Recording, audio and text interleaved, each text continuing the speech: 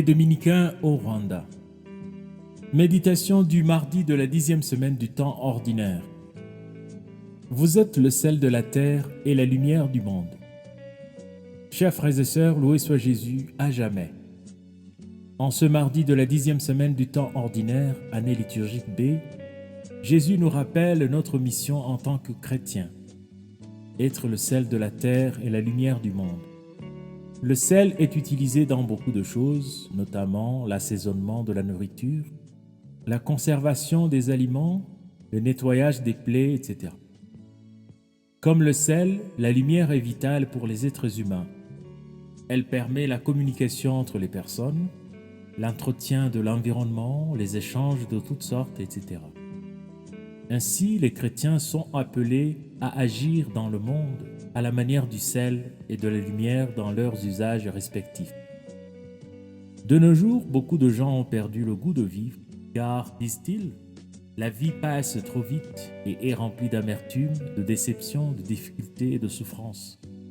Cette amertume a été accentuée par les conséquences de la Covid-19, dont on a commencé à sentir la gravité. À côté de ce malaise existentiel, il y a un autre malaise encore plus profond. Il s'agit de la perte des repères éthiques pour vivre de manière significative et heureuse. Beaucoup d'idées circulent dans le monde tous les jours et très rapidement, au point que parfois on ne sait plus quoi penser. Nous sommes dans une époque où le monde a besoin de bons leaders dans la manière de penser et dans les actions qui aident les personnes à se développer. Comme chrétiens, nous sommes attendus sur ce terrain-là pour redonner aux gens le goût de vivre, par notre joie profonde d'avoir Dieu pour Père, par notre espérance en une vie meilleure au-delà des difficultés et des souffrances, par notre courage devant les défis que le monde d'aujourd'hui nous lance.